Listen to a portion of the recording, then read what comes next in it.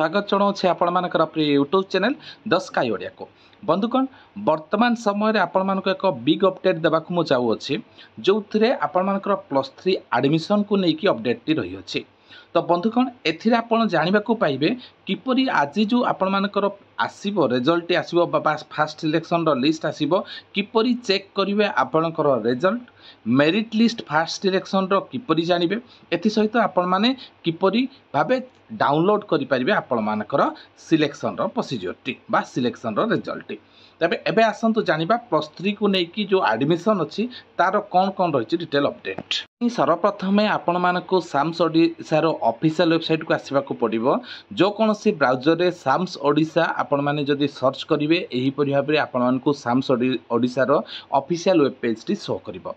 एथिरे आपण माने देखि परिबे हायर एजुकेशन डिग्री +3 एई जगह रे आपण मानकु क्लिक करिया को पड़िबो। से जगह क्लिक कर देला परे आपण मानकु एही परि शो करिवो जोटी आपण देखंतु आपण मानकर student login common prospectus user manual and HPC apply online एई जगह ही आपण मानकर फास्ट सिलेक्शन रो फॉर्मेट टी आसीबो। तो किपरि भाबे रहिबो तार फॉर्मेट टी मु आपण मानकु देखौछि।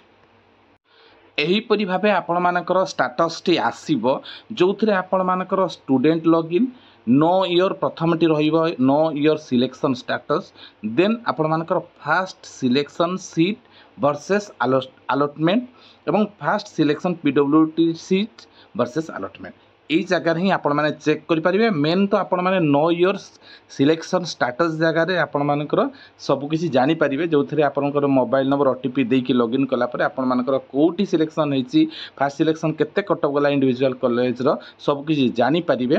तो नेक्स्ट मु आपण मानको मध्य किपरि ता आसी गला परे मध्य एक वीडियो आनिबि जोथरे आपण मानको पई क्लियर हेइ परिबो। एथि सहित मु आपण मानको किछि इंपोर्टेंट जिंस जणै देबाकू चाहे।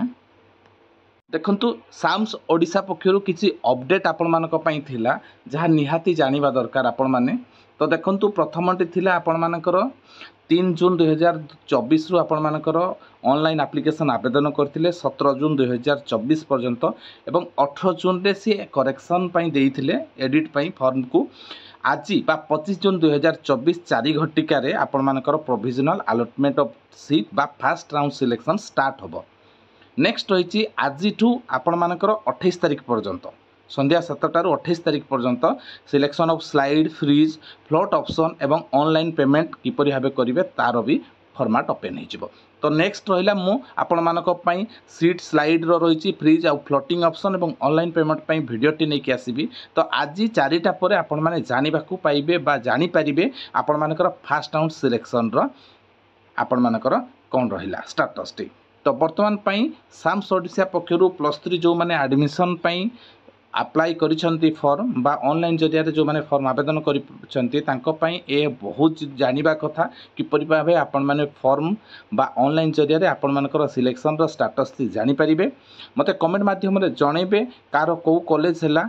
तो यार परे मु आपण मानक पई स्लाइड फ्लोट ऑप्शन एवं ऑनलाइन पेमेंट जरिया रे आपण मानकू नेक्स्ट वीडियो रे आसीबी। वर्तमान पई एतिकी नमस्कार जय जगन्नाथ।